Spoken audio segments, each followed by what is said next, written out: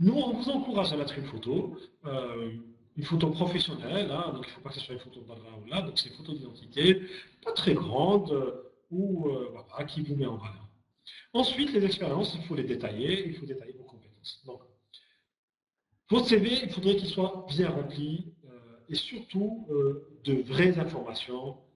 On vous déconseille très très très fortement de mentir sur le CV parce que tout simplement, ça vous décrédibilise en face du recruteur. Alors souvent, on a des candidats qui ont 1 à 2 ans d'expérience et ils mettent qui sont des cadres dirigeants. Alors, soyons honnêtes, on ne peut pas être cadre dirigeant avec 1 an d'expérience. Donc ça aussi, il faut faire attention. Une fois que votre CV est prêt et bien rempli, il faudrait postuler rapidement. Donc, il faut être parmi les premiers à postuler. Là, une annonce sur le site, elle dure 2 mois. Mais la plupart des candidatures sont reçues les 2 premières semaines. Et l'idée, c'est d'être parmi les premiers à postuler pour que le recruteur regarde votre CV en premier. Pour être parmi les premiers à postuler, on a développé beaucoup de choses. D'abord, les alertes mail. Si vous ne les avez pas, il faut les activer. C'est très simple. Vous lancez votre première recherche d'emploi.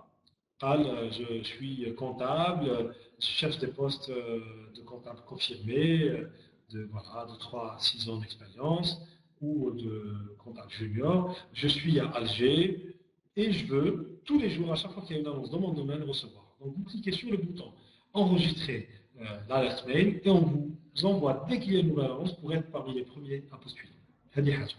Deuxièmement, ça ne coûte rien à venir 1 fois ou 2 fois par jour sur le site pour voir les dernières annonces et postuler, sachant que maintenant on peut le faire aussi sur votre téléphone de n'importe quel endroit.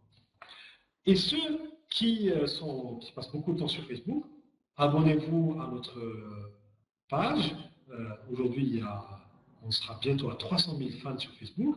Et tous les jours, on poste la part entreprise, les offres d'emploi qui sont publiées. Sur notre site, on résume ça, on met sur Facebook pour vous encourager à les voir, à les partager avec vos amis. Donc, première étape, votre CV, il faut qu'il soit bien fait. Deuxième étape, il faudrait postuler rapidement, être parmi les premiers. Et troisième étape, et c'est la plus importante, c'est pour ça qu'on vous fait laisser à la fin. Troisième étape, il faut cibler. Yajma'a, je vais vous donner un chiffre qui est étonnant. Les entreprises, quand elles reçoivent des annonces, 80% des candidatures n'ont rien à voir avec les exigences de l'entreprise. Et ça vous porte préjudice. Alors là, on vous encourage à postuler aux annonces qui vous correspondent. C'est-à-dire que moi, je suis une entreprise, je mets une annonce de commercial et je reçois des candidatures de profs d'anglais, d'ingénieurs informatiques, de designers ou de marketeurs. Ça, c'est pas normal. Et on comprend un peu la frustration des candidats. Donc vous pensez vous donner plus de chance en postulant à toutes les annonces. Mais ça, c'est plutôt un désavantage. Il vaut mieux passer plus de temps à améliorer votre CV, à cibler les entreprises, à écrire de bonnes lettres de motivation, que passer 5 minutes et vous postuler à 10 annonces. Donc, un CV bien rempli. 2, il faut postuler parmi les premiers. Et 3, et c'est là le conseil le plus important, on vous encourage à cibler vos candidatures, à cibler vos offres d'emploi, choisir les domaines qui vous correspondent le mieux et écrire des lettres de motivation qui sont adaptées à l'entreprise. C'est rien. Sur Emploitique, avant de postuler, vous changez 2-3 phrases, c'est pas beaucoup, pour cibler l'entreprise, pour parler de son secteur et de ce que vous pouvez apporter. Voilà, donc maintenant, si vous permettez, on va donc répondre à quelques questions et après terminer notre webinaire. Houssine, il nous dit salut Houssine. Moi, j'aimerais savoir comment vous, en tant que leader au sein d'autres employés, votre avis sur l'état du marché du travail en Algérie. Je pose la question parce qu'en regardant sur d'autres sites qui proposent les mêmes services, c'est les mêmes postes, voire il n'y avait pas de changement. Ok. Chef Hossein, si vous ouvrez notre site et vous ouvrez les sites emploi concurrent Internet, vous allez remarquer qu'au minimum, nous avons 5 fois plus d'annonces. Donc en quantité, on a plus. Donc ça suit par rapport au comparatif. Ensuite, notre avis sur le marché de l'emploi. C'est vrai qu'actuellement, l'économie algérienne est en changement. Et donc, il y a tous les secteurs qui sont liés au commerce, à la distribution, tout ce qui est importation. Aujourd'hui, c'est plus difficile. On l'a vu avec le secteur automobile, on le voit avec d'autres secteurs d'activité. Mais nous, ce qu'on a remarqué, c'est que statistiquement, on a autant d'annonces d'emploi, voire un peu plus qu'année dernière. C'est-à-dire qu'il y a des secteurs d'activité qui sont en difficulté, donc tous les secteurs du commerce, de l'import et de la distribution en général. Mais il y a d'autres secteurs qui se portent très bien. Les autres secteurs sont les secteurs de services, de l'hôtellerie, des services de l'industrie, même de la PME. Donc, ce qu'il faut, c'est peut-être arrêter tous de vouloir postuler sur la track. Il y a des milliers d'autres entreprises qui pourraient vous donner autant de chances d'évoluer. Donc, il faut chercher, il faut faire l'effort de postuler à des entreprises que vous ne connaissez pas, et il y a des opportunités. Donc, notre vision du marché de l'emploi, c'est qu'il est en mutation et qu'il y a de plus en plus d'emplois industriels dans les services qui se créent et de moins en moins d'emplois dans le commerce et la distribution qui se créent. Donc, il faut aussi vous adapter par rapport à vos formations, à votre CV, à votre tournure de phrase sur le CV.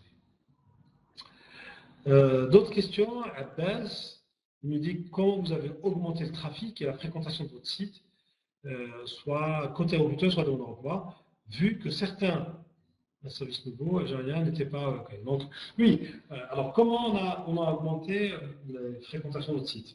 Ben, ça, c'est aussi toute notre stratégie de marketing. Voilà, que nous menons depuis maintenant 10 ans et qui permet, alors on les cible différemment. Donc on cible les entreprises, on augmente le trafic principalement one-to-one. C'est-à-dire que c'est un travail commercial avec toute notre équipe de la relation entreprise. Donc aujourd'hui, c'est une vingtaine de personnes. Et leur travail, tous les jours, c'est d'appeler des dizaines, voire des centaines d'entreprises pour les convaincre. Donc, ça. Pour les candidats, alors nous sommes présents. D'abord, très présent sur Internet. Quand vous tapez recrutement Algérie sur Google, emploi en Algérie, on est parmi les 2 premiers résultats. Donc ça attire une grande partie du trafic sur notre site. Ensuite, on a les candidats qui s'inscrivent, qui en parlent à leurs amis. Aujourd'hui, on a 700 000 candidats inscrits. On les encourage souvent à en parler à leurs amis. Donc notre site est connu et il y a bouche à oreille. Ensuite, on fait très souvent, 2-3 fois par an, des campagnes marketing sur le bus, sur les radios, pour encourager des personnes qui ne connaissent pas notre site à venir postuler. Et après, donc, on est très présent sur les réseaux sociaux et tout ça. Donc, c'est une stratégie qui est multicanale pour essayer de recruter ou d'augmenter notre trafic. Notre équipe marketing a des outils plus détaillés qui vont essayer de savoir aujourd'hui le trafic nous est venu de quels médias, comment, par quels moyens, à quelle heure. Ça nous permet aussi de voir quels sont les postes d'emploi les plus offerts par nos recruteurs et comme ça nous permet d'aller cibler les candidats. Vous recevez de temps en temps des alertes mail pour vous dire attention, il y a des annonces ou telle entreprise recrute, ou telle région, donc telle région a des annonces. Donc, c'est ce qu'on fait un peu pour essayer de matcher, de rapprocher les entreprises des candidats. Je vais dire une autre question, Nordin.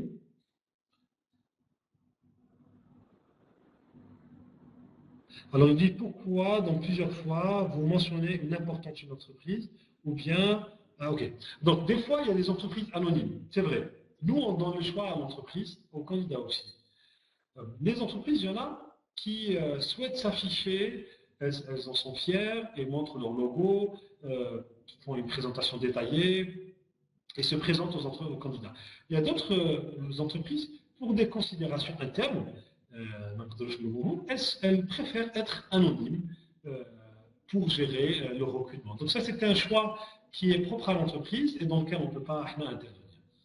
Ceci dit, là, on encourage les entreprises à mettre leur logo et leur nom, parce que c'est très simple. On a vu que les candidatures qui mettent leur logo et leur nom reçoivent plus de candidatures que les entreprises anonymes.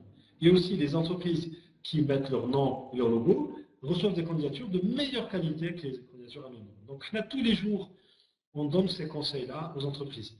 Au début de notre service, en 2006, je peux vous assurer que 90% des annonces d'emploi étaient anonymes. Aujourd'hui, ça a complètement changé et c'est plutôt 80% des annonces d'emploi où ce n'est pas anonyme. Donc c'est plutôt bien. Donc là, j'ai répondu à Nordine. Maintenant, j'aimerais répondre à Salah. Dernière question.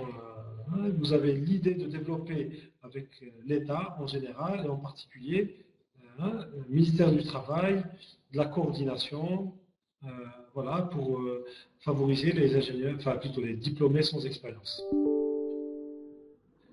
Exactement. Alors, donc nous, notre relation avec l'État, c'est quoi? C'est qu'il alors, il y a quelques signes que je n'arrive pas à lire. Des opportunités, ok. Donc, oui, nous, ce qu'on fait, c'est qu'on encourage les entreprises à répondre. On leur dit répondez, même si c'est négatif. Donc, quand vous recevez une réponse négative d'une entreprise pour un poste d'emploi, ça ne veut pas dire qu'il faut arrêter de postuler à cette entreprise. Au contraire, je vous ai dit, il y a une très forte concurrence. Sur les 250 candidats qui postulent pour chaque annonce, tous, ou là, tout le monde dit je suis le meilleur. Mais le recruteur finit par choisir une personne qui lui semble être la meilleure pour ce poste. Donc, ce n'est pas un frein pour vous pour postuler une deuxième fois ou une troisième. Donc, là, on dit souvent la recherche d'emploi, c'est un premier emploi. Il faut le prendre avec beaucoup de sérieux et il faut surtout être très motivé. Et il ne faut pas baisser les bras facilement parce que sinon, au bout de la deuxième semaine, vous arrêtez. Lilia K nous dit j'ai une question s'il vous plaît. Des fois, quand on postule, je reçois une réponse négative par mail disant que ma candidature ne correspond pas au poste. Je veux savoir si c'est Employtique qui les envoie par défaut ou bien c'est le... Non, non. En fait, c'est les entreprises. Nous, on a développé le logiciel qui permet aux entreprises de répondre rapidement et facilement. D'accord. Donc, les entreprises, qu'est-ce qu'elles font? Elles regroupent donc les candidatures qu'elles retiennent, elles les mettent, comme je vous ai montré. Je reviens ici. Voilà. Il faut revenir sur la page de la liste des candidatures. Je parle à ma collègue. Ah, c'est ici, d'accord. Hop. Espacement comme ça. Voilà. Donc ici, les entreprises, quand elles reçoivent, elles vont non traité, c'est toutes les annonces reçues, les CV. En traitement, c'est les CV qui sont sélectionnés. Et les candidats qui sont non retenus, elles sont là. Les entreprises, qu'est-ce qu'elles font pour se faciliter la tâche après? Elles vont voir vos non retenus, elles cliquent sur les candidats et elles leur envoient un mail pour leur dire que votre candidature n'est pas retenue. C'est un travail qui est fait par l'entreprise elle-même et non pas par Employtique. Nous donnons le logiciel qui permet tout ça. Voilà, donc ça j'ai répondu à la question de Lilia K. Je vous ai expliqué. Non, là vraiment aujourd'hui c'est Employtique en toute transparence. Ce qu'on veut c'est vous répondre. Alors il y a Nassima A. Nassima A nous dit le recruteur quand il choisit, est-ce qu'il choisit un profil pour ensuite faire des entretiens directs, ensuite il choisit une seule personne directement? Non, non, non, absolument pas. Nassima A, un recruteur, d'abord, il va regarder les CV. Il y a d'ailleurs un premier tri qui se fait uniquement sur les CV.